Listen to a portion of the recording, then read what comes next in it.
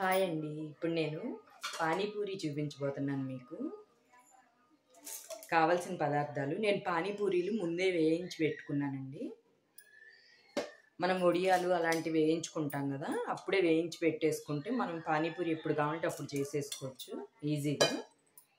కావాల్సిన పదార్థాలు ఇక్కడ బఠానీలు నేను నానబెట్టి ముందు రోజు నిన్న నైట్ నానబెట్టి ఇప్పుడు చేసుకుంటున్నాను.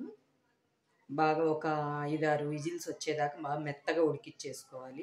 నేను ఇక్కడ కొంచెం మెత్తగా స్మాష్ చేసుకున్నాను, మిక్సీ పట్టేసుకున్నాను సగం వరకు, కొన్ని మాత్రం ఇలా ఉంచేసాను. పొటాటో కూడా ఒక 3 తీసుకోవచ్చండి, నా దగ్గర ఒకటే ఉందని చెప్పి నేను ఒక పొటాటో ఉడకబెట్టేసి ఇలా ఉంచుకున్నాను. అల్లం చిన్న ముక్కలు చేసేసి పెట్టుకున్నాను. ఒక హాఫ్ చెక్క నిమ్మ చెక్క, పుదీనా కొంచెం, 2 పచ్చిమిరపకాయలు కారానికి తగ్గట్టు తీసుకోవాలి, కొత్తిమీర కొద్దిగా, జీలకర్ర పొడి, ధనియాల పొడి, కొద్దిగా మిరియాల పొడి,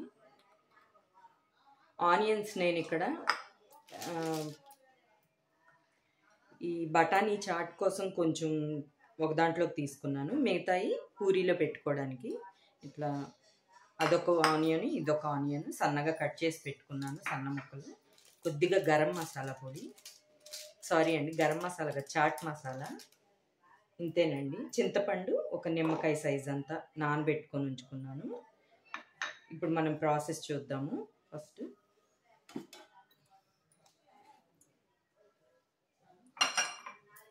మిక్సీ జార్ తీసుకొని పుదీనా పచ్చిమిరపకాయలు వేసేస్తున్నాండి, కొత్తిమీర కూడా మిక్సీలో వేసేస్తున్నాను. కొద్దిగా మనం సన్నగా తరుక్కొని దీంట్లో బఠానీ చాట్లు కలుపుకోవడానికి ఉంచుతున్నాను. కొత్తిమీర పుదీనా పచ్చిమిర్చి, అల్లం ముక్కలు తరుక్కున్నాం కదా, అవి కూడా వేసేస్తున్నాను. అంతేనండి. ఇవన్నీ బాగా మెత్తగా పేస్ట్ చేసుకోవాలి. ఇదిగోండి, ఇలా మెత్తగా చేసుకున్నాం కదా, ఇందులోనే ఇప్పుడు ఒక హాఫ్ చెక్క నిమ్మరసం పిండేస్తున్నాను.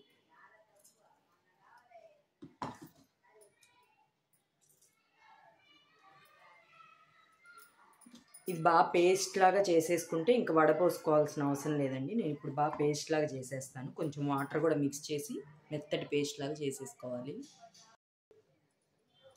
ఇదిగోండి ఫ్రెండ్స్, ఇప్పుడు మెత్తగా పేస్ట్ లాగా చేసుకున్నాం కదా, ఈ చింతపండు రసం తీసేసుకుందాము.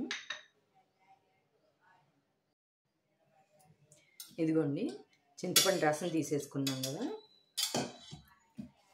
ఇప్పుడు మనం మిక్సీ వేసుకున్న మిశ్రమం అంతా ఇందులో కలిపేద్దాము.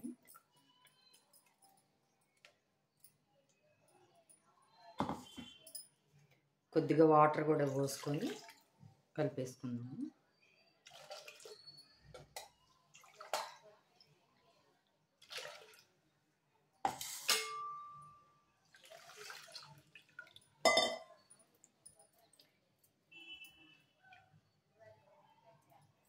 ఇంకొంచెం వాటర్ పడతాయండి. చూడండి ఫ్రెండ్స్, ఇంకా మనం రసంలోకి పేస్ట్ కలుపుకున్నాం కదా, కొద్దిగా ధనియాల పొడి వేద్దాము. ఇంతేనండి. కొద్దిగా జీలకర్ర పొడి,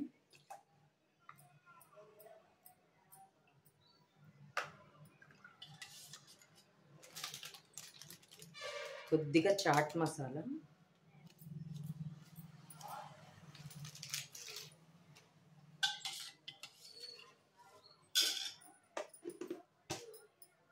సరిపడినంత ఉప్పు,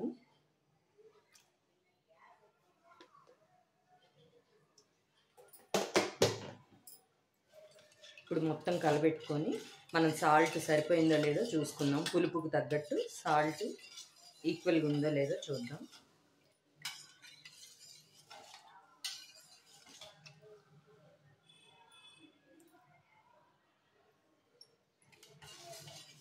కొద్దిగా సాల్ట్ పడుతుందండి.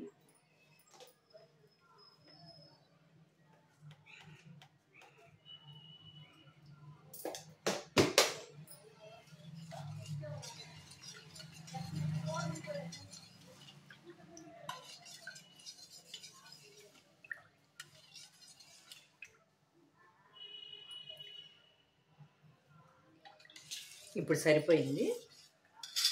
ఇంక మనకి రసం రెడీ అయిపోయింది.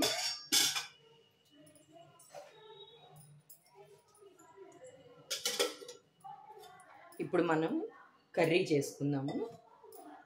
ఈ బఠానీ ఉంది కదా, మనం మిక్స్ చేసుకొని కొన్నేమో బఠానీల కింద ఉంచారు కదా, అవన్నీ తీసుకున్నాము.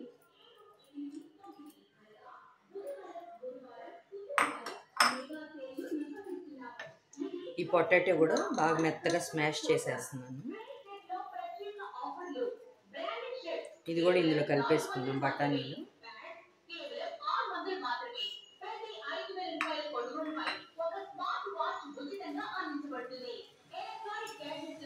దీంట్లో ఇప్పుడు ఆనియన్స్ ముక్కలు కూడా తరుక్కున్నాం కదా, అవి కూడా వేసేస్తున్నాం.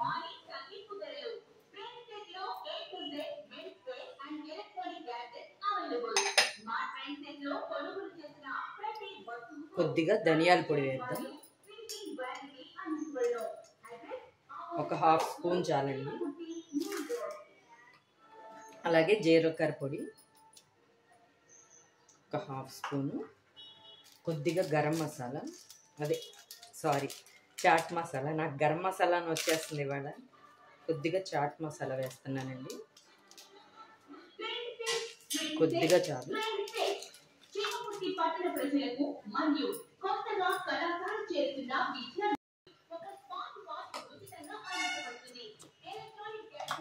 మిరియాల పొడి నాకు ఇక్కడ కొద్దిగానే ఉందండి, అందుకని కొంచెమే వేస్తున్నాను.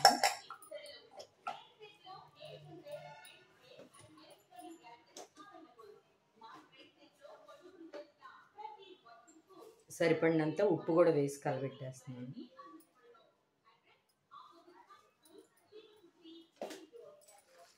మొత్తం ఇలా కలబెట్టేసుకోవడమే అండి.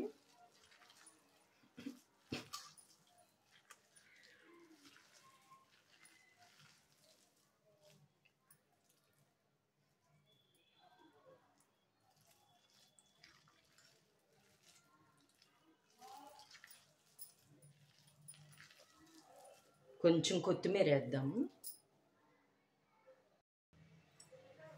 ఇదిగోండి ఫ్రెండ్స్, కొత్తిమీర కూడా సన్నగా తరుపుకొని ఇంక ఇందులో కలిపేసుకున్నాను. ఇంకంతే అండి, కర్రీ కూడా రెడీ అయిపోయింది మనకి.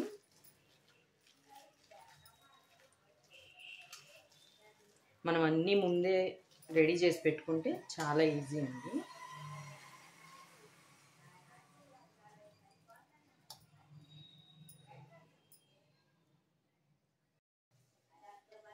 ఇదిగోండి ఫ్రెండ్స్, ఇంక అన్నీ రెడీ అయిపోయినాయి మనకి.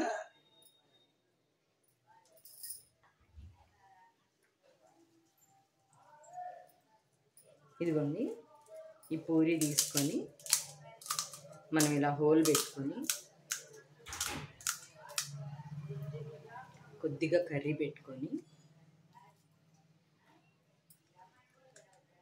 కొంచెం ఆనియన్స్ పెట్టుకొని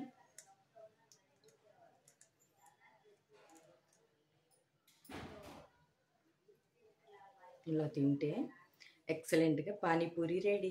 మనం బయటకు వెళ్ళక్కర్లేదండి, ఇంట్లోనే ఈజీగా చేసుకోవచ్చు.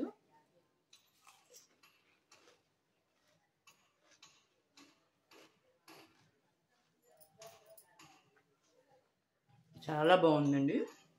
నా వీడియో నచ్చితే లైక్ చేయండి, షేర్ చేయండి, కామెంట్ చేయండి. బాయ్.